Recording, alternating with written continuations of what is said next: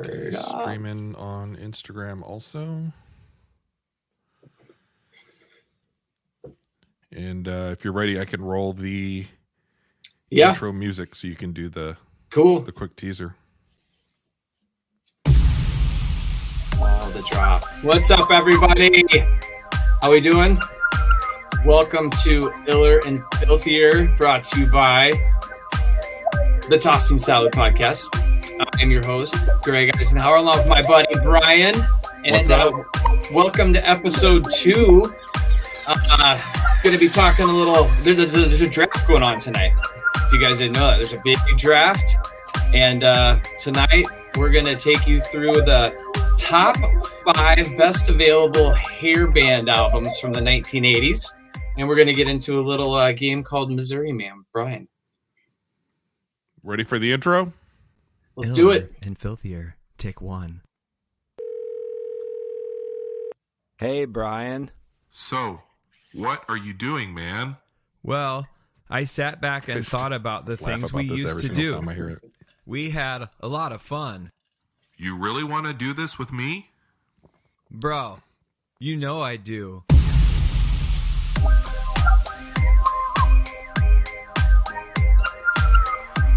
Great job on the music. Yeah, it's pretty good. I'm good for making 30-second bits or less. I think that's my calling. Everything that you're good at is about 30 seconds. That is exactly right. That is exactly right. I think it's the first time that we've started a show and we actually have people waiting on us to kind of watch and be part of our show, which is put on and recorded live, and then we kind of do a little cleaning up and editing, right? And then we'll post it on Iller and Filthier by tomorrow. Yeah. They have an opportunity to be part of the show. That's exactly right. It's exciting, right?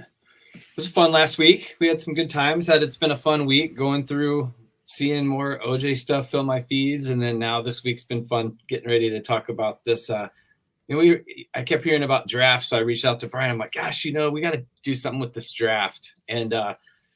And then just crazy out of nowhere, my boy Gardetto reaches out. You saw him he was in like a parking garage or something. He's a wild dude. I'm still kind of curious what the deal is with him. But yeah, he's people may be curious, like what the hell are they talking about? Because if they don't subscribe to Iller and Filthier on our social media channels, they don't see the small little videos that our cast and characters are going to start putting out a lot more of. And Gardetto has been one that has been putting out some videos. Yeah, Gardetto, he's a cousin of mine, good dude, producer guy. And he, his new project, I guess, is he was tasked with he's going to be working with some kind of band. And they mentioned that's the sound they were going for. So he was like, man, I didn't know that era very well. So he's like, who's old that I know that, and is musical. And that's where that came from. Because he knew I did a little time back in the day with some music like that. And so he reached out and said, hey, man, can you give me the best 5 albums from that era so I can use it to listen to?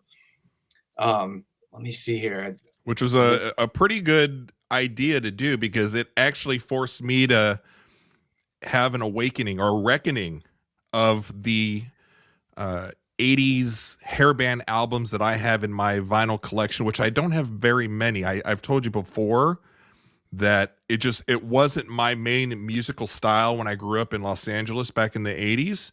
I was more pop and rap and R&B, but I knew the singles that were on the radio. So tonight's going to really help me out as well. So those of you don't, are new to us, but those of you that know me, I was part of this big band in the 80s called Megamuff. Brian, you want to pull that? I think we might have an image up. Yeah, that's me in the tiger stripe there, or whatever that's called. Maybe it's not tiger, but beautiful shirt. This was us back in the day. Just had a process of elimination of not necessarily what a tiger stripe looks like, but I guess a zebra stripe or something. You're second from the left, right? Yeah, I'm assuming that's you. Yeah, it's hard to tell. It was a long time ago. I didn't have a beard. It was much younger. That's pretty sweet. Yeah, that's kind of fun, right? Yeah. And you got another really funny. I was on the road for a long time. We were over in all kinds of countries. But somebody sent me this funny picture today. Hearing about it, I was like, gosh, I don't even remember some of these. But yeah, our interns came up with this one too. I'll let you share that one when you get a chance. Oh, wow. Is this kind of when you were big into the groupies? Yeah. I don't even know when this was. I don't even know who that was. Are you? You're kind of into blondes, I think. Yeah, she's super young, whoever it is. Well, you do like them young, though. Dang, very nice. Yeah. Do you guys like my rouge? My rouge is nice. Like that's nice little makeup, clean shaven. Enough about face. your rouge. I want to hear more about the these groupies that you're pulling on the side. Dang. Yeah. So anyway, that's so Mr. Gardetta reached out and said, "Man, let's talk about give me the best thing." So what Brian and I did is we put a little. You guys are going to go behind the scenes with us and see a little draft room. Amanda, the ever hopeful gardener, she would like to see more of Gardetto in the bedroom. Apparently. Okay. All right. She's the only one. And Amanda, I believe Greg will break it down if Foreigner fits the criteria tonight, because that's a huge question of mine as well. Hold and on, just to let you know, before we get into the section there, Greg, I had 3 people tell me specifically for Foreigner, because Foreigner, I love Foreigner, but I don't have a lot of these 80s hair band people in my collection. And I had 3 people say, yes, Foreigner is an 80s hair band. And I had 3 people adamantly tell me, absolutely not. So I'm curious to find out tonight. Well, let's go through a little bit of what the criteria is to help you out, what we're looking for here. And again, this is about the best albums of that hair band era. But some people might be like, well, what is the hair? You even asked earlier, what's the difference between hair metal, hair band? So what it is hair band it can be many different things, but it's been talked as hair metal, glam rock, pop metal.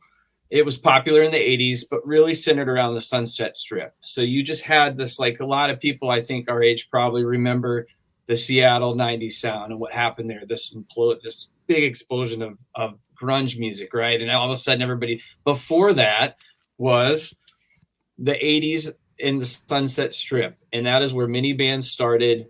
On any given night, you could walk down the Sunset Strip and see, all the major bands that came out or all over MTV at that time and the radio playing on the Sunset Strip. It was the classic era of sex, drugs, and rock and roll. I mean, it was, that's why a lot of people look down on it, because it was a goofy era, but there were some great musicians in there. There were some great bands in there, some of which held on. But it was, I would agree. It's all about big hooks and anthems, big guitar solos, the look. It was probably more about the look than it was everything else. So bright clothing, big hair, makeup. I mean, a lot of people looked like girls. That's actually where Dude Look Like the Lady came from Aerosmith. It was all kind of about that time. And what's funny about that is that even that era is kind of why grunge blew up. It was kind of the revolt to that. I mean, bands like Metallica, who were going down to LA and had, wanted nothing to do with the hair and makeup and stuff. And then you had all these bands in the 90s just like say, okay, we're going to go down to simple. But so big hair, the look, the guitars and stuff. So because of that, I would not put Foreigner on that list, but they were big during the 80s. I think that's what gets confusing, is they were big and had massive hits. Because I did some research this week. They have huge hits. This is where I'm confused, though, because I know what you're describing. And I look at it as do probably a lot of other people. And I know people that are like really into rock music in the 80s or whatever know the difference. and why a certain group like Foreigner is or is not part of the hairband category. But I just assumed it was the look, like you had mentioned, the hair of the 80s, and that they had a band. Are there drums and a guitar? And then for me, that's a hair band. And just to throw this out too, I was like, and they're white, right? Yeah. All hair bands are white. Most, yeah. Because is there a hair band that's not? Probably not. If there is, I mean, I can't think of it. I bet. I mean, there was Living Color, but they were kind of after that. But yeah, I think the thing about it is it's just the look. It's like, you know it when you see it, but the hair band was leather pants, lace, like, you know, just super, super over the top. It was all about the look and flash, and everything else was like secondary. And I think MTV is one of the reasons that era blew up too. It was kind of it was the time of, you know, that it was big, you know, that was a big time. MTV was blowing up, and the 80s hair bands really took advantage of that. All the videos were about fun and partying, and that's where if you think of like Foreigner, if you've seen them, I mean, they're rock. I think of them more as classic rock a little bit. And are they? Okay. All these things kind of like wind together when you talk music genres, you know? Right. And then for tonight, are we keeping it somewhat basic, or are we gonna get a hard define with this? I think there's a lot. This is one of those things, like I said, there's going to be a lot of this debate goes all over the place, because I think you've got, you know, music folks that like guys that play instruments and stuff would probably disagree with our list, because some of the bigger bands commercially maybe didn't have some of the better musicians in it, but you know, it was all about the commercial. The power ballad changed everything. I mean, in many ways, that's right up my alley. Power ballads. Ballads. To this day, I was out chopping down a tree, and I had my my music going. It was all power ballads and 80s hair rock today to get ready for the show. Oh yeah. Jeff Moon 100%. Is saying, "Dude looks like a lady" was about Vince Neil. I didn't know that. Yeah. It's out of my genre. He's still on my thunder. Jeff, stay tuned. That's going to be episode. We might get back into our diss tracks one of these days that Brian brought up this week. But the power ballad is really what set it apart. Now, Foreigner did have that. They had those big power ballads, but that's another thing that separates those guys. You had to have a power ballad. And those of you that remembered the like boy band era, the early 2000s, I think of the hair bands a lot like that. You know, there were people putting guys on stage just because they looked good. I mean, it was very girl driven. There was a lot of women and girls that followed. That was the whole, again, part of like the whole 80s debauchery was like, it was all these pretty guys and guys that look good. And was it a little bit of a mix of the androgyny, which was kind of cutting across? You had mentioned that before here 5 minutes ago, but that wasn't just specific to this genre, because you're talking Prince, Shalimar. I mean, the music that I was listening to, other than the rap, which I don't think really got into the androgyny part of things, but the R&B a little bit, and the pop was definitely that too. Yeah. And a lot of that came from the New York Dolls, Alice Cooper, early Kiss, and David Bowie. All that came from this, like, you know, early glam and what they called like 70s glam rock. That really lots of leather. That put us into it. 80s just became about just more fun and light. Like I said, the music had no like depth to it. It was just you know, writing songs about sex and drugs and rock and roll. Honestly, that's really what it was. I mean, nothing but a good time, you know. Just listen to the words. That could be the whole anthem. But so what's fun about this list? What do you want to go ahead and pull that up? So I put it. This is our draft board. Just a second here. This is our draft board. Shall we tease with the draft intro music that you made? Oh yeah, let's do that. All right. Because if you're spending time producing in the studio with Gardetto, I don't know if he helped you with this one. But. This one is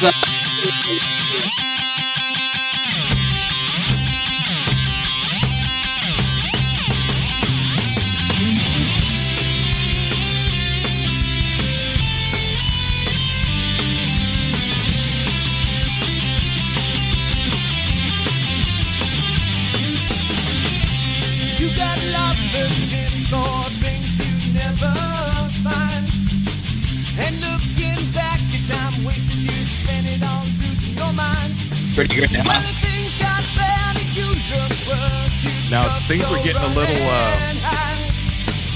fancier because now you've got people singing over tracks or something. What's going on?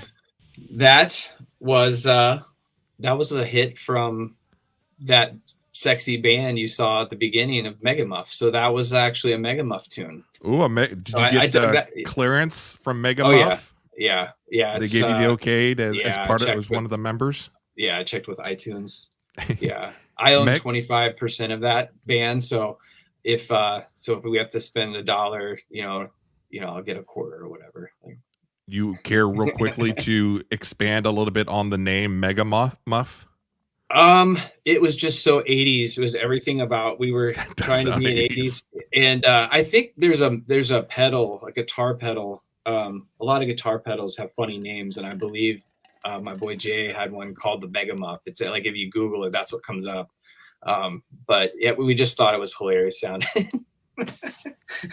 So, but as you can see, we've got the draft board pulled together. So what Brian and I have done is we've put with a few backups too, but we put our list together. And what's funny is we had a couple crossovers.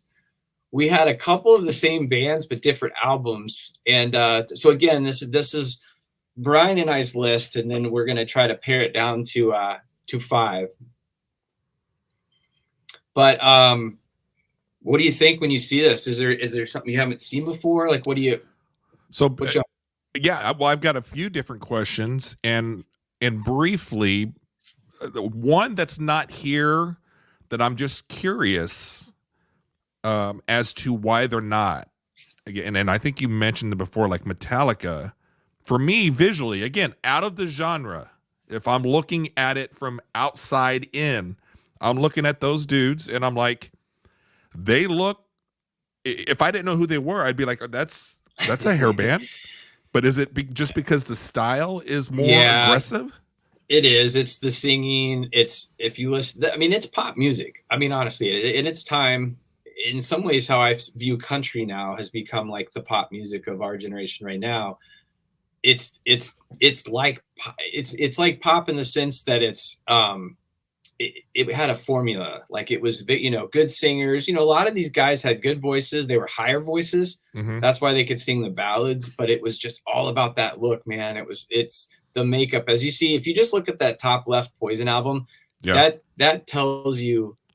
I mean, Poison to me is the quintessential like hair band. When I think of a hair band, that's who I think of. I mean, just out of the look, the makeup, the eyeliner, the whole. I mean, it was all about, like I said, show and just teasing your hair and stuff like that. Is it possible, like, for me to determine if Pamela Anderson slept with them, they're a hair band, or made a video with them, they're a hair band, or? That's pretty good. Yeah.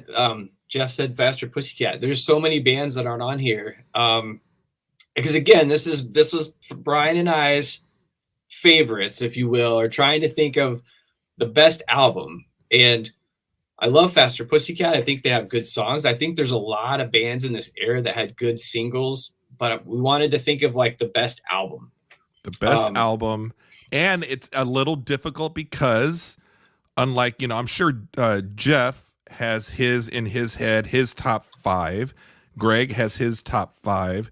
And the hard thing that Greg and I are doing is we're coming together this is how Greg put it earlier in the week when he pitched the idea of the show, was that we are in a war room, a draft war room. If you guys do fantasy football or you watch the NFL draft or something, which Greg said was going on tonight. Yep. And we're on the same Iller and Filthier team, and we're coming in together to propose our favorite albums of the 80s that fall within that hair band thing. So, but I'm deferring to Greg's musical background because this again is more of his genre that he knows a little bit more about. But I recognize every single one of these. And I'm sure I recognize plenty of the songs. If I heard them, I would be like, oh, I love this song, but I don't know if I could tell you what group it is. Yeah, that's a good point. That's, like I said, that's another thing. That's part of the debate, is there's a lot of bands out there. When I was going through trying to like do my own research on and looking up stats and stuff, again, thinking about like a draft, like who's the best player on this board kind of thing. I learned a lot about, for example, we had talked about Guns N' Roses. I wasn't sure. I didn't think of them as much as a hair band, but then the more I read, I mean, they were born on the Sunset Strip. They were based in LA. They came from two bands. LA Guns is another band that's not on this list per se, but that's another big hair metal band. Hollywood Rose and LA Guns were two bands that were in Sunset Strip. They kind of, once they broke up, that's where Guns N' Roses came from. They quickly left the Sunset Strip area, so I think that's why they Guns N' Roses came from two different groups, or the name. The guys in the band, they had a falling out of a couple. Axl Rose was in a band called Hollywood Rose, and then they formed from that, became LA Guns, who Tracy Guns is their guitar player, and then Axl started Guns N' Roses, and but they kind of quickly transformed into something a little different, but if you remember the Appetite for Destruction video, again, this is MTV was huge during this, and I think it was the imaging and a lot of that is what helped drive this popularity. It was getting to see these guys all the time. That's where Headbangers Ball came from, which was a late night cool MTV show. And back, before social media and all that, these were the fun things you had to do. This is what I watched on the weekends.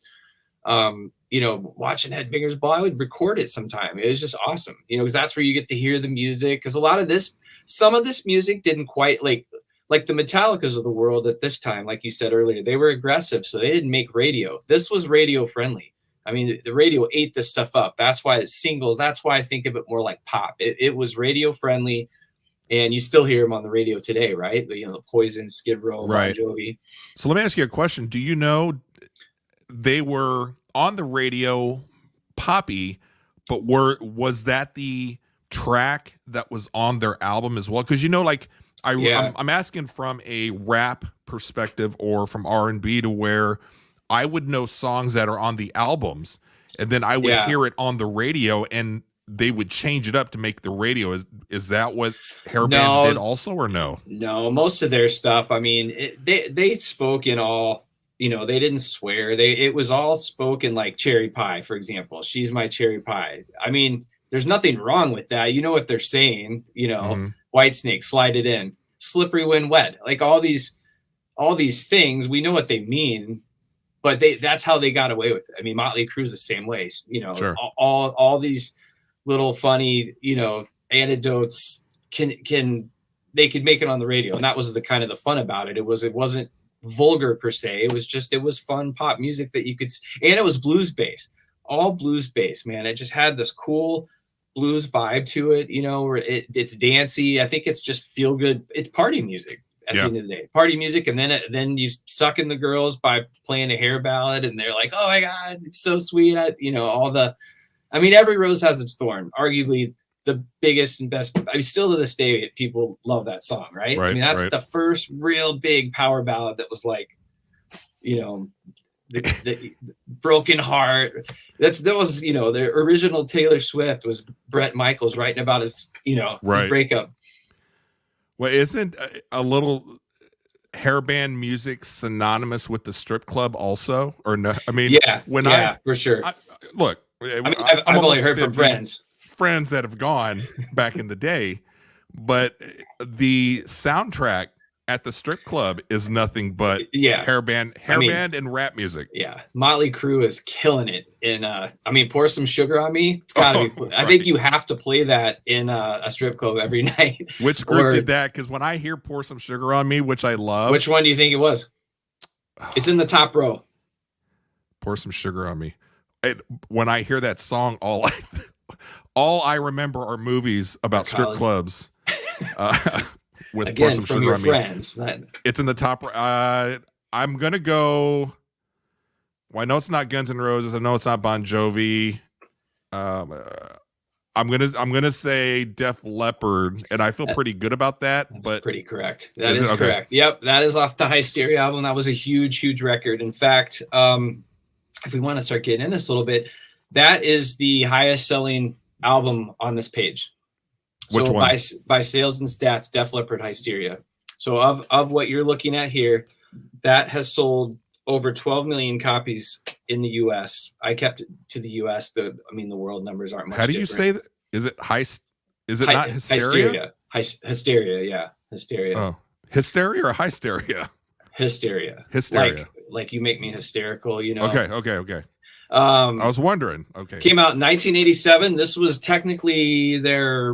their first big breakout record, but I think it's like their third album. Pyromania was before that. That got some commercial success. That kind of put them on the map. But with a lot of these guys, it's interesting. It was second or third albums that were pretty big for these guys. But yeah, I think they had like an early one. They were the British invasion of all these guys. They were from Britain. They were part of this British invasion of hair metal that kind of came in, and Def Leppard always kind of fit in with these guys. But a little different because they're British. But yeah, most selling records of this era. So this is Mutt Lange produced this album. I've heard his name blew up everywhere for like 20 years. Was he involved with?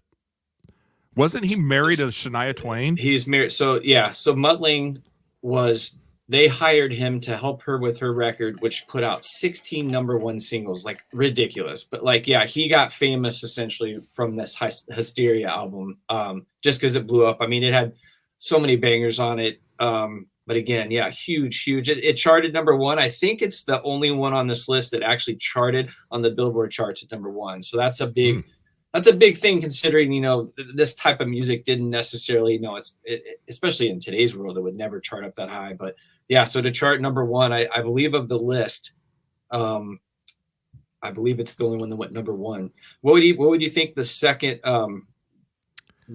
most selling?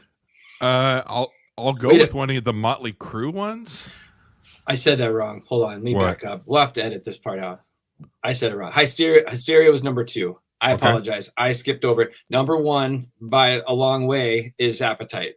So sorry, Appetite, 18 million. So I apologize for that. I read it wrong. Yes, that's the 7th best-selling album of all time. So against any genre of music. So Appetite for Destruction across all genres. Yeah, #7 or what did I say? #10. Yeah, wow. seven. So that was also 1987. So think about it. Those two albums came out the same year, 1987. So what was one or two of the big songs off of the Appetite? Album was loaded. I mean, end to end, just loaded. But yeah, so you had Welcome to the Jungle. Huge, right? Yep. Played at every football stadium. Paradise City became a huge Hysteria. I don't know how to say it. Hysteria. Grief. Def Leppard Hysteria. I don't know how to say it. Hysteria. When he said that, I started doubting how I was saying it, and I didn't want to come out because I feel like, again, not my wheelhouse. I was like, shit, I've been calling it the wrong album. The Arsonist had oddly shaped feet. All right, I do a lot of things weird, Amanda, but thank you. Paradise City. Iconic intro too, right? If you're talking City. Like the intro of a song, of any song ever made. Sweet Child of Mine. Wow. Then you had like Mr. Brownstone. You had bangers that were my favorites off the record that weren't even on a lot of radio was Out to Get Me and It's So Easy. God, those are just awesome. Just end to end. Do you, and I'm sure there's super music people that are out there, do you gravitate towards the more popular songs on albums, or are you kind of more of a deep diver kind of a guy? I do like finding other songs. Like I love the hits. I've never been afraid of the hits. I like pop music. I like melodies. I like stuff you can sing along with and anthems. I've always been very attracted to that. Yeah. So I like both. I like to find the other songs on the album, and I also like to I hear you, Jeff B-side guy. I like like finding songs after I go to a show. Usually when I go see a band in concert, you walk away with a song that maybe wasn't your favorite before, but because you saw it live, it blew. Right. And I think I've seen all these guys, all these bands. I feel like Jeff buddy of yours. Yeah. Jeff's a KC guy. Jeff, don't take this the wrong way, but I feel like Jeff would clown on me for music taste or whatever, because when somebody says they're a B-side guy, like I feel like I can't open my mouth and say, "Ooh, I love the big hits." You know, I like some of the B-side stuff, and in groups that I like over the years, there are certain songs that I like more that people don't necessarily know about. But I think if I had to pick and choose, it's more of the popular songs. I'm a simple person. Yeah. And there's nothing wrong with pop. They're popular for a reason. I mean, popular songs, there's a reason they sound good. I mean, they're just, when you write a song like that, sometimes you just know. I mean, any band I've been in, I mean, where we've had to write, 8 to 10 songs that had an album, done it a lot. There's always 2 or 3 that just jump off at you that are just, you can't wait to play them. You want people to hear them. Not all of them are like that. Right. So I think I get it. I think they're that way for a reason,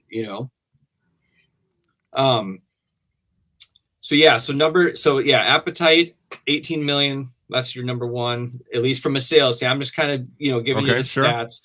Like we said, Hysteria, Amanda, is 12 million. So that's your number 2. And then Hysteria is the second one you said? Yeah, tied with Bon Jovi. These two both have sold 12 million copies of these particular albums, that is. That came out in 1986. Slippery When Wet, top 100 best-selling of all time, and 12 million copies. But I would say of these bands, Bon Jovi probably had, I bet if you looked it up, the best catalog of sales. I mean, Guns N' Roses is probably up there too, and Motley as well. But man, Bon Jovi, I feel like had a lot of longevity. Do you find within this genre again that the fans for, let's say, Guns N' Roses are the same fans for Bon Jovi? I think Bon Jovi, when I think of them, I love it's the group, right? Or are we referring to the guy? I don't know.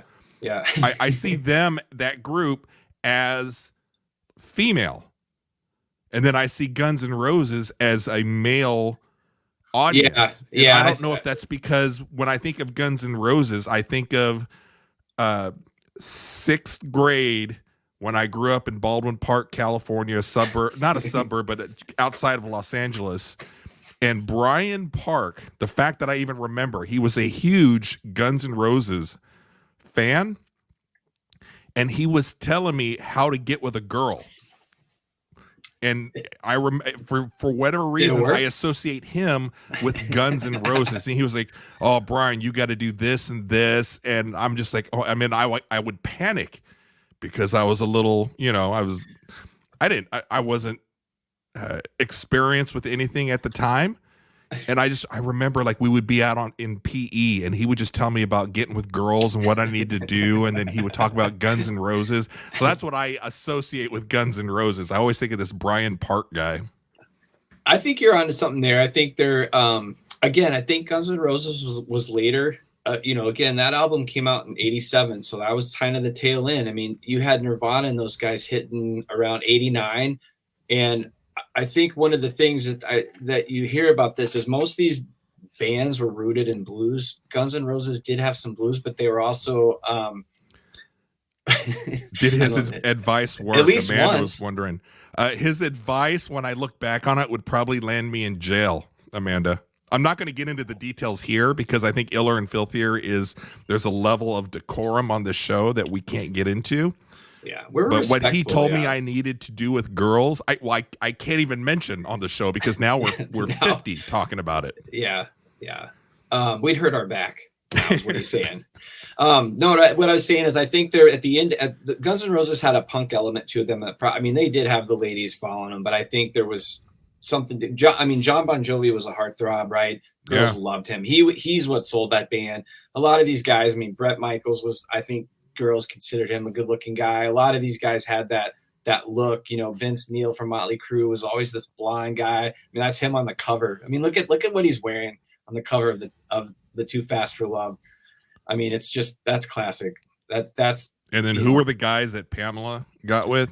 The drummer of Motley Crue. Tommy others. Lee, right? Yeah, Tommy Lee. Tommy Lee. Drummer. She got with the lead singer of one of the other ones though. Before Tommy Lee. I think so. Yeah, I can't. I mean, her initial video that came out before the Tommy video. Oh yeah. Yeah. It might have been Bret Michaels. I bet your boy Jeff would know. He might. Yeah, Jeff's my guy. I saw more TNA at the Guns N' Roses show at Arrowhead than I ever saw in my life. That's funny. What is Y&T? Another band. Oh, okay. Forgot what it stands for. Y&T. He'll know. He'll be. Jeff turned me on to most of these. Well, maybe not these bands. He definitely turned me on to like the heavy stuff I listen to now. Right. And in fact, funny story. Jeff and I once played in a hair metal band that was a Christian band called Striper, and they were big during this era too. They were Christian based, so they had like their own little niche. And Jeff and I went to church together growing up because we were sinners, and we played with his best friend Mike. We played a little band. We called it Revelation because that was the last book in the Bible. You know, so it's the most metal one. This is the dark one. So we thought it was pretty fun. But yeah, so Striper. Instead of getting with 17-year-old girls, you guys are just into music that was talking about getting with Jesus, right? Yeah, but I mean, yeah, to get with girls. Wow. Who like Jesus, you know, right. It's no different than LA, Brian. Why? I mean, these albums, like I don't know necessarily like Skid Row. I'm sure I know songs if they came on, but I wouldn't be able to attach to Skid Row. I remember you, 18 in Life, went 5 times platinum, so it sold 5 million records. That came out in '89. That was a banger of an album too.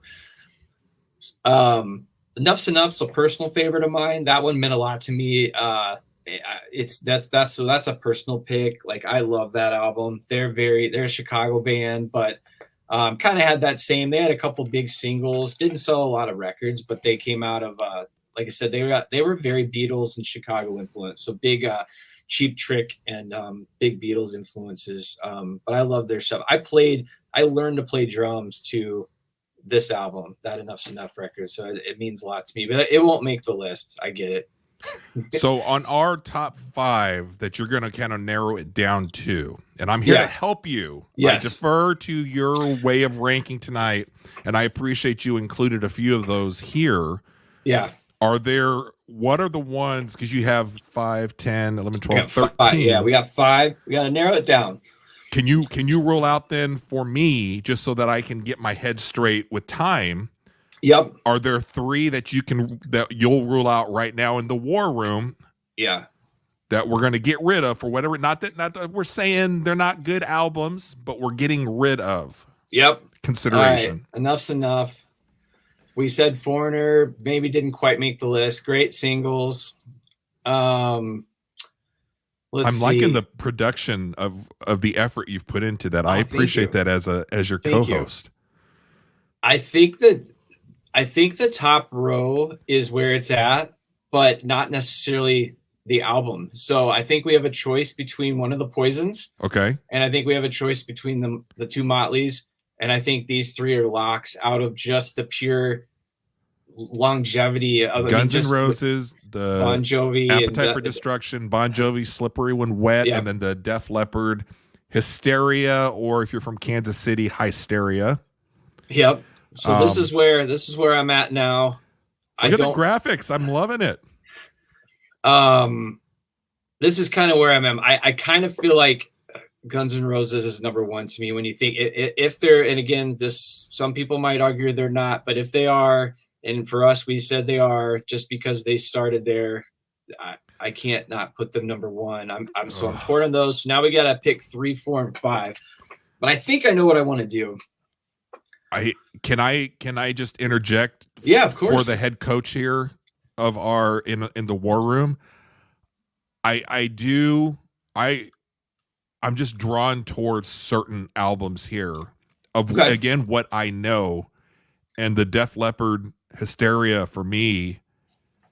I think I'm going to try to push up the list if I can for you. The Guns N' Roses I can't argue either, but the Pour Some Sugar on Me brings back great memories of other people going places and hearing that all the time. All right, you have helped. This is why we're together, man. Intern Brandon working in the back, or Lance. It's intern Lance tonight helping us out. I'm glad Lance is here to help out. I like that. I think you make a great point. I mean, these songs are so well known, and there's longevity there. They're still a band. They're still making music. Bon Jovi, I think, is the same way. I like them in the 3 spot. Again, they both sold about the same amount of records and albums. And on Slippery When Wet, what's the big hit off of that one? That's got your karaoke champion. I mean, it's You Give Love a Bad Name and Living on a Prayer. Is that on there? Prayer. Yeah. I mean, but when I think about the longevity of the guys too, I mean, and how many good records they have and albums, I really like this order. So what's the tricky part is 4 and 5 for me. So right now, Greg has leaning towards Guns N' Roses, Appetite for Destruction. He's got that towards the top of the list. Yep. And then he's got Def Leppard, Hysteria towards the top. He's got that just behind Guns N' Roses so far. And then what was that third one that you had on there also? Oh, on here? Yeah. Skid Row, Warrant and Skid Row. No, on the one you had 1, 2, and 3 so far, like your top 3. Oh yeah, that you were leaning. What was that third one that was there? Bon Jovi, Slippery When Up. Yeah, yeah. You can't. I even think if Amanda was still here, I mean, she would put in her 2 cents for Bon Jovi. To be 2, I think you can't go wrong there. But I think you're right. I mean. I can live with this so far. I mean, top 5 is hard with all of the albums of the 80s that are hair bands and the singles that came out of it. And then, maybe Jeff, maybe there's some lesser known songs that you and Greg both know. I feel like if I went to the record store tomorrow with you, Greg, I would want to get at least these first 3 so far. So I agree. Top 3 right now. Guns N' Roses, Appetite for Destruction, Def Leppard, Hysteria, Bon Jovi, Slippery When Wet. I'm good with those as our top 3. I like the thought of, if I think about how MTV plays into this, I gotta think, and both of those made great videos, but I gotta think Def Leppard, I mean, was big on MTV. I mean, I know Bon Jovi was too, but I'd be curious. So do you know how many young women were sent to college off of Def Leppard's album? Oh yeah, seriously, a lot of single moms, and we're not here to single anybody out, making ends meet. And I'm have you not been to a male or not? Well, obviously we haven't, but friends of ours that have been to male strip clubs, do they play the same music? I wonder. Jeff, what do you think? I don't know. I'll have to ask Jeff because I know he goes to a lot of those male strip clubs. Maybe they play Pour Some Sugar on Me also. I would be fine with that because it's a hit song is a hit song. Yeah, exactly. So we got 2 spots left on the top 5. Yes, all right. So let's go back to our list. So here, I think all these great songs. White Snake. I mean, come on, you had David Coverdale and his lady dancing on his car. I mean, the appearance of Here I Go Again in Old School. Yeah, I mean, Frank the Tank working on the red Camaro, and then Cherry Pie, legendary. But I got it. So 4 and 5 for me. I think we have to put Motley Crue at 4 because I think you could argue that for them to be 1. Again, these guys are kind of the face of the Sunset Strip. I mean, they You're talking Motley Crue? Everything about them was LA. And that's the one with Tommy, right? Yeah. And like I said, Poison to me is when I think of hair metal and hair bands, I think of Poison. And I was a big Poison fan. Can I again, I defer to you, but I'd like to argue Motley Crue getting into this top 5 of ours, because when I think of Motley Crue, I think of Tommy, and then I think of Pam, and then I think of the video, and then I think of like our time at Mizzou, because wasn't that about the time that video came out? The Pam and Tommy video, late 90s. Yeah, should have been. Yeah, but they were still. But during that '90s era, they weren't doing a lot. They had a big hiatus. All their albums, because their biggest album was what's on here, was Dr. Feelgood, the bottom right, the green. Yeah. So Dr. Feelgood came out in 1989. So again, right at the end of the era. But that was like their 5th record, because you had Too Fast for Love, Shout the Devil, Theater of Pain, Girls, Girls, Girls, and then Dr. Feelgood. And Dr. Feelgood was this album. So to me, this is the one. I think this is it was a top. So it topped the charts too. So like Hysteria did. It topped the charts when it released, 6 million copies. And it changed the sound of music. Bob Rock produced that album. And for those of you that know the Metallica Black Album, Metallica went to him and said, we want our album to sound like what you did on Dr. Feelgood. The sonic value of Dr. Feelgood, the way the bass and drums jump out. I mean, he made himself a career with that album. That's why they hired him to make that record. This was their first sober record too. It's a very well done and good sounding album. Which sober records really don't do well, right? We want our artists, like with some issues, right? Right. I concur. I say this is a great album. Of just the songs that you had mentioned, I would bring that into our top 5 as well. All right, I like that in the 4 spot.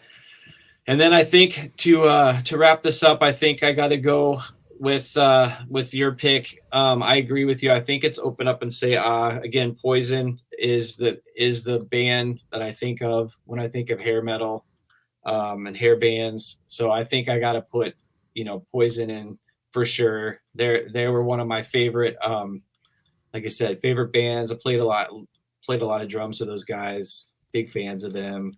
And this is a great album. I would go get these 5 albums right now then. Yeah. I need to add this too, because the whole point of my vinyl collection right now in the last few years is for me to revisit certain areas of music that I never really gave that much of a chance to, and listening to it for really the first time. Yeah. Now, like I said, I know some of the bigger songs, but I don't have any of these albums. I need to go get it. So I'm using our show tonight. These are going to be the 5 albums that I get that I'm going to add to my collection. The fun thing about that, like I would say end to end, I mean, Appetite is awesome. The rest of them probably have some spots that are okay. It's like they had these just banger hits, and then some of the other songs. But I'd argue probably I listened to all these records in the last day and a half or so as well, and I got to say Motley's and Bon Jovi's are pretty solid, like songs end to end. Poison's got some big hits. I mean, hey, when you're on a date night with Rach, and I don't think your kids are watching our second episode. I think if they were tuning in, they'd tune into the first one. The second one, they're like, yeah, we're done with this. When you guys are date night and you guys come back home, are you throwing on one of these, songs? No, not you guys go out to eat and liquored up a little bit, and you're like, oh, I'm going to put on some Def Leppard. Yeah, I mean, she used to play like Pour Some Sugar on Me and stuff. But again, with her bad neck and stuff and back, we're so old now, and Slippery When Wet. That's just that's danger. That's says all about ruptured discs when we're our age, Yep. Yeah, exactly. And Open Up and Say Ah. I mean, that's what I do with the doctor all the time when I think I'm dying of something. Which is like every other week for you and I. Yeah, so I think this is a great list. Great list. So number 1, Guns N' Roses, Appetite for Destruction. Number 2, Def Leppard, Hysteria. Number 3, Bon Jovi, Slippery When Wet. And I think a lot of these like titles and stuff sound like you and I making podcast shows, like coming up with names for them. Iller and Filthier, Tossing Salad podcast. Motley Crue. What's the album name for that one there? Number 4, Dr. Feelgood. Yeah. And then Poison. Open Up and Say Ah. Open Up and Say Ah. So that would have been that's a their formidable number. That's a formidable 5 right there. And that album, it probably has, like I said, maybe arguably the anthem of the 80s of this genre, which was Nothing But a Good Time. I mean, if you listen to that song, you'll understand what hair bands were all about. But that's got Every Rose Has Its Thorn too. So that's why that album, and Fallen Angel. I mean, the story of the Midwestern girl that wants to go to Hollywood to make it big, but then she gets there, like such a heart-wrenching video. She realizes her family and friends are right. She comes home to him at the end. I mean, it's kind of like, who's the video that had anybody that grew up in the 80s remembers Tawny Katane on that was Whitesnake. The hood. That was a Whitesnake. Yep. Is that Yep. Is Whitesnake a cool group to listen to? Okay. Yeah, they're good. Yeah, they've got good musicians too. Also, they're a good they got probably a little Zeppelin to them. They probably came out of the sort of Zeppelin vibe, into this genre. But yeah, he very cool. I got to throw some honorable mentions out there. We've heard some people say some stuff, but like I said, I mean, Rat is another one you're going to hear a lot of people talk about. Rat had great music. Dokken, George Lentz was his name. He was the guitar player for Dokken, arguably one of the best guitar players, like a true, really good guitar player that came out of that genre. Dokken's a group. I have no idea. Would I know a song? You might, yeah. I mean, again, they didn't have as many radio hits as some of these other guys. I mean, Twisted Sister, you could say, was at the beginning. Quiet Riot, they were probably on the early side of that. They probably were bigger before this genre really took off. I mean, they were probably a little early almost, because I feel like Twisted Sister was like 1983. I mean, I was a kid, believe it or not. I was a kid once, and I mean, I was really turned on to them and Quiet Riot really early. Cinderella, another, like a lot of people argue that's a great band, which they are. I mean, I have big singles too. You'd know a lot of these guys. If you heard it, you'd probably be like, oh yeah. I think it'd be fun if we lived somewhat close to each other or something, especially this week since I'm home alone all week, that you took me down memory lane on some of these groups and played some songs that you're like, I know you've heard this. And again, my thing is attaching it to the actual group. Right. I think tonight was actually quite helpful for somebody like myself. Right. That I've heard some of the big ones, but it's kind of cool knowing a little bit more of the backstory and the LA strip history of it. And the Guns N' Roses, right. I didn't know anything about that. Oh, they've got them. I've got them in my, so I got a wall of fame in my studio. This is Studio G for those of you that don't know. And I got a wall of fame, and Appetite is right over there. I've got my best favorite albums at the top. So when I'm playing drums, it kind of helps inspire me. Has Rachel seen the Tommy Lee Pamela video or no? Yeah. She's always trying to want to redo it. Always I'm pushing like, that porn stuff on you or whatever. Yes, I know, it's terrible. Well, let's wrap this up. I'm looking at the time. Let's what do you say we head over? I got a little game for us to play before we jump off tonight. A little new game called Missouri Man. Missouri Man. Another hit maker.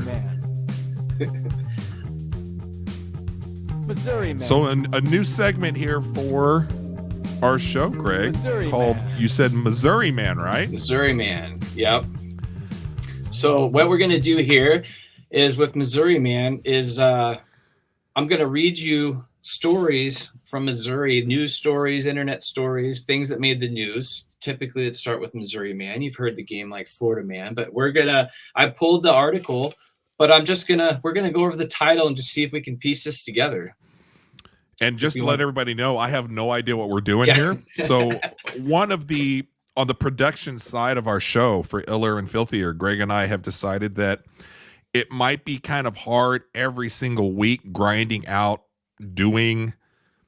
producing the show and coming up with ideas and stuff. So we're kind of alternating, I think, is what we came up with, at least for the first few months, to where Greg comes up with a segment for our show, and then the following week I'd come up with a segment, and usually the other person doesn't have to do too much work for it, and we're just kind of throwing it on them to see their actual response. So I'm kind of curious to see what this is all about. Yeah, this is so again, I'm gonna show Brian a headline and we're just gonna talk about it. We're gonna try where'd they get there. So US News posts Missouri man arrested in SUV with Wee High license plate. So the reason I brought this up, so 420 was last weekend, and I don't think Brian and I have ever, we haven't had the cannabis discussion very much. It's legal in many states, including yours. My dumb state won't legally, and I just don't think I know where you stand on that. And I just thought this was a fun little blurb. Yeah, I haven't seen this headline, and it doesn't surprise me. The funny thing, so what 420? That was the Saturday, which was also Record Store Day for me. Oh yeah, yep. Yes, it was. I don't think they're always tidy. It's always like a Saturday in April, right? Or it's kind of like with Easter or something, right? Like Jesus doesn't necessarily come up the same exact day. It's always like and I'm always like, well, why can't you just pin it down to a date? Yeah, it should be 420. Well, so tying in a side story on the weed stuff here on your headline.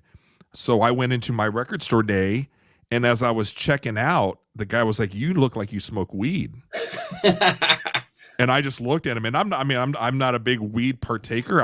I don't care, right?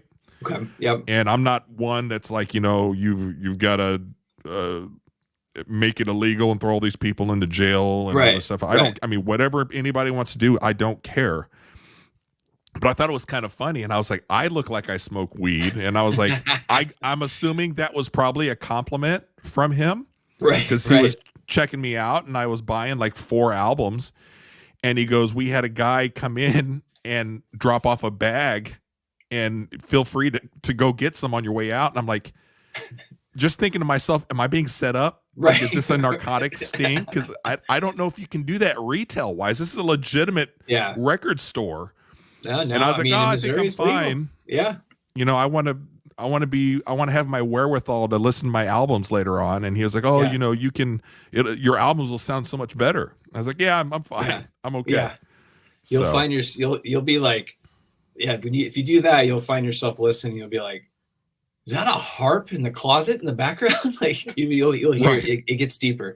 But anyway, I thought this was funny. But again, why the people that advertise it, I guess now that it's becoming more legalized, it just makes me laugh.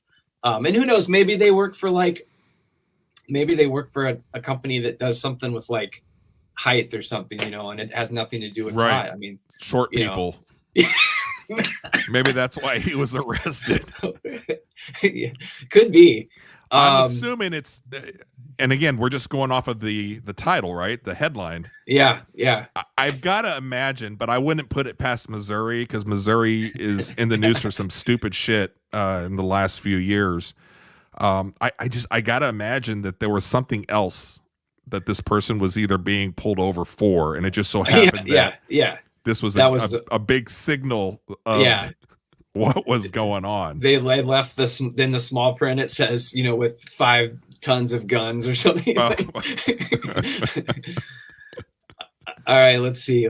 So we'll move on to the next one here. Let's see here. All right, I like this one. This one's pretty good. Let's load this one up. Don't you like the functionality? We use StreamYard. It's a program that we pay for that gives us a little bit of polish for the show, and it gives us some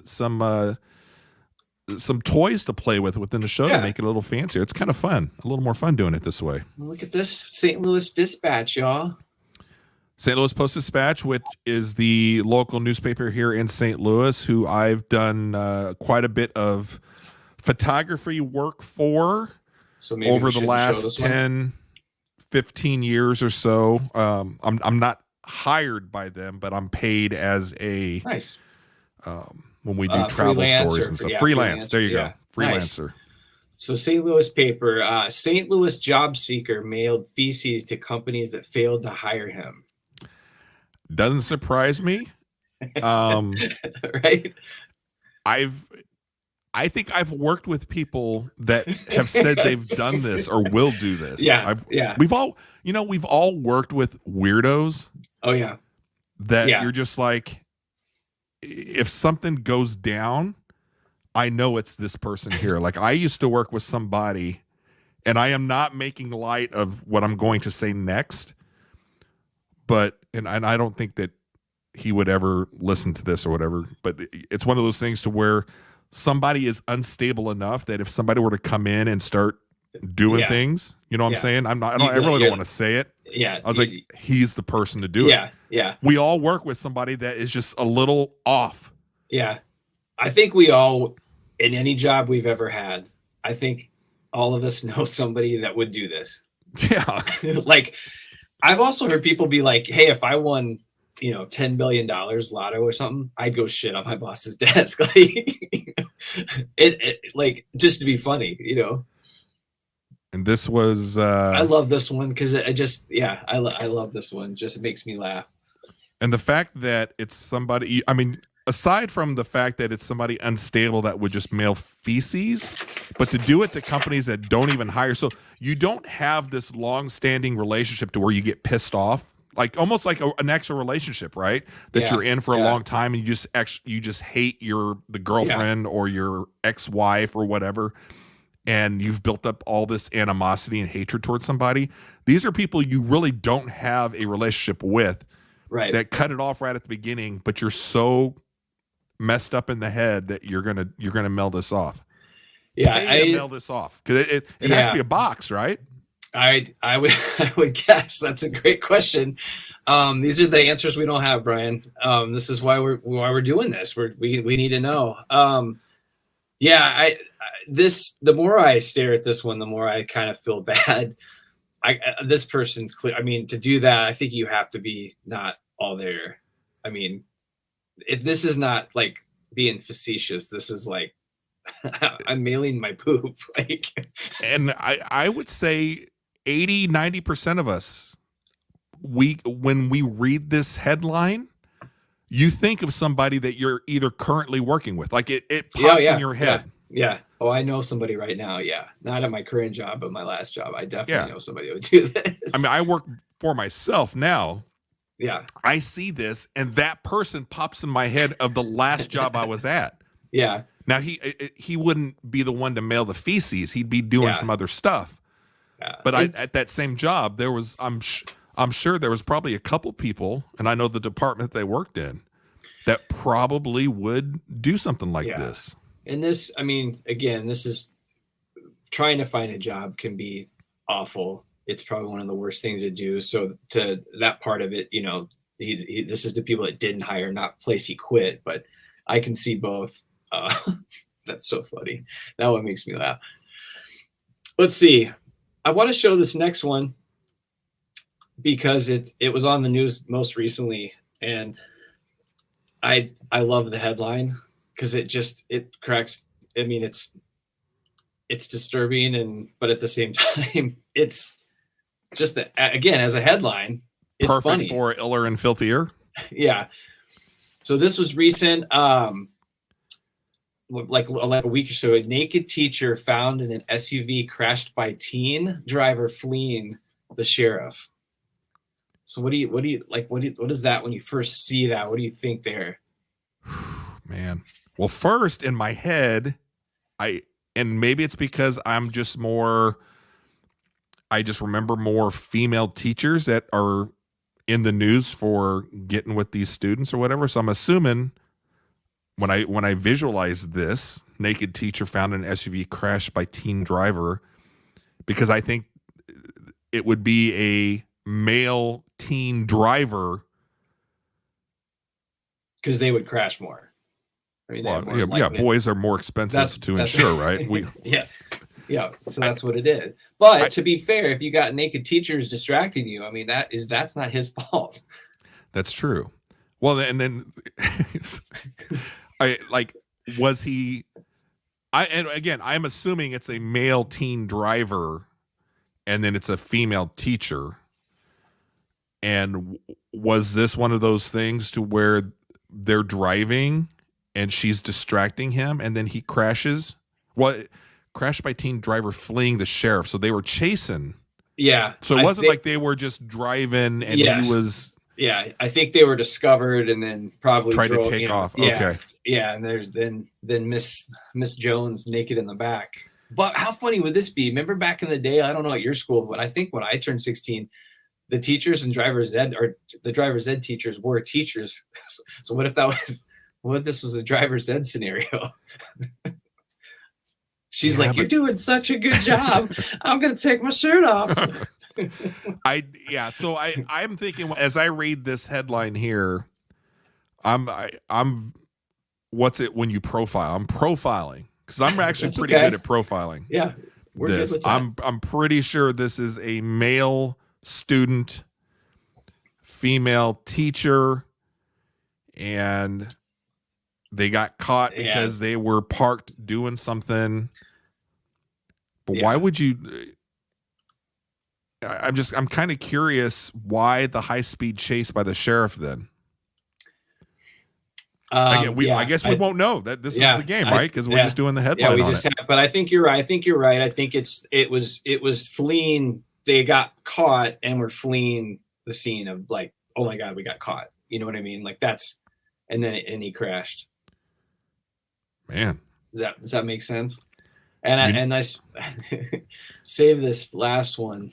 Well, if there's a guy watching this now or later, I don't want to say now because I think it's only like Jeff watching us, and I don't want to be like, oh, Jeff's trying to find out what the teacher looked like. But I think that that's going to be the next thing when this goes out, that people are going to look up that headline to find out what the teacher looked like. Yeah, I don't think it's good. So this one hits me for a reason. I like this one. We're going to end with this one. So this actually happened. I couldn't find the actual like good clipping of it. But this happened at the Margaritaville, I believe, in Camdenton down in Missouri, Lake of the Ozarks. Yeah. Which I've been to. Yeah, I've been to Margaritaville there. It's nice. Good spot. We took the family there. So when we stayed there, I did see they have big conference rooms. So there's a lot of conference space there. And I have been to tons of conferences in my career. And a lot of times they're awful. You're sitting there for hours every day and you're bored and you're drinking coffee and caffeine, everything you can. And be like, oh my God, I got to sit here for 6 hours. You were out the night before drinking. I mean, they're down at the Ozarks, all these. And I'm just picturing being in there kind of staring at my phone, just like, when's this over? Woman reportedly bursts into the room completely naked and bleeding of an unspecified wound. She then reportedly began shouting expletives and trash talking her husband, who was attending the conference. Can you imagine? I can, and that it sounds exactly like what you would think of that would happen at Lake of the Ozarks. Yeah, yep, exactly. A fun read is I think it's called Lake Expo. A lot of good stories on there. That's where this was. I still feel like this is kind of a meth thing. Yeah, like why was she bleeding? Like how'd that happen? She's naked. Did she and what was she shouting at her husband? Right. Like that's what I want to know. And it's not enough that it's just shouting expletives, but talking trash. Yeah.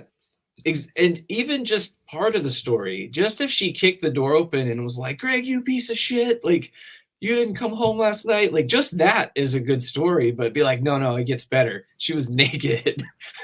I picture in my head the character that of this woman who's yelling. Do you remember watching Ozark on Netflix? Oh yeah. Who's the blonde? The Ruthie. Ruthie. Yeah. I picture her yelling. Yeah, that's funny. You're gonna have to fucking kill me. Maybe that's what it was. Maybe it was just she. That would be great. I just want it to be that. I just want her to kick the door open and say, this. Yeah, of all the ones that you've shown, this is one that I'm like, yeah, that's pretty much how it goes down in that area. Yep, it's very Lake of the Ozarks. They call that Saturday night in July. But man, just being at a conference though, I'm just telling you, like, how fun would that have been if somebody did that? Oh, it would be great. Yeah. Meanwhile, the guy's buddy's like, hey man, are you leaving? Because can I have your free drink coupon? Right. And sorry about your wife, man. Yeah, I would love to know the background of this story here too. I think that would be fun to find out. So I think that calls for a trip for maybe me and you this summer. Maybe we do like we hang out at the Ozarks for a weekend and just do some like, undercover kind of work, really kind of dig in, like do some like news reporting. I think that would obviously, and then doing a bunch of shows and finding a bunch of interviews. Because can you imagine if and when that does happen, when we go down there, we find this woman and we get her on the show. Right. Because I think by the time that we actually get to that point to where we're down there together, we would have had some practice doing interviews with people. And those are the kind that I actually would like to do. Oh, that'd be fun. Yeah. Get her. She should be on here. You know what I mean? So I'm going to do that when I get off of tonight. One, because I have nothing else to do. I'm home alone. I'm going to look up a couple of these. I'm going to look up a couple of these headlines, and then I want to see what the teacher looks like. And you got to listen to some records too, man. I'm proud of you for that. I'm doing that was too. Fun, man. This was good, but yeah, we definitely got to. I got to come down to the STL and hang out. But yeah, we should go to the Ozarks for sure. This was a blast. Greg, you did a good job on the music, putting all that stuff together. You produced a very good show. And I think we are signing off. If you guys haven't gone to any of our social media pages, Iller and Filthier, we are everywhere now. I know it's only our second official episode, but we've been putting out content almost daily. TikTok's going to get banned here fairly soon, so if you don't follow us there, that's fine. MySpace, you can be part of our top 5. We're on Instagram, YouTube, Threads, RedTube. And then any of the podcast platforms. Yeah. So what we do with these live shows is we clean them up and then we put it out on Iller and Filthier the day after. So tomorrow, look forward to the edited version of this. And we had a great time. So thanks for checking us out, and we will see ya. See ya, Greg. Peace.